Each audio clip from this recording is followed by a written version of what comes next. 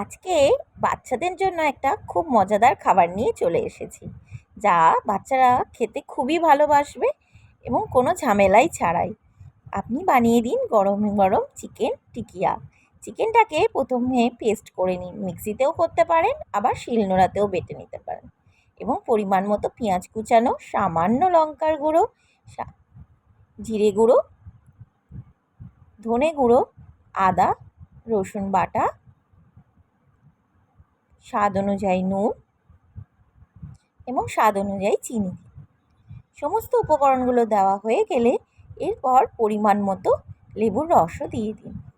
তারপর কুচানো টমেটো এবং গ্রেট করে রাখা গাজর দিয়ে ভালো করে সমস্ত উপকরণগুলো একসঙ্গে চিকেনের সাথে ভালোভাবে মিশিয়ে নিয়ে চিকেনটাকে আমি 1.5 ঘন্টার জন্য ছেড়ে দেব ম্যারিনেশনের জন্য।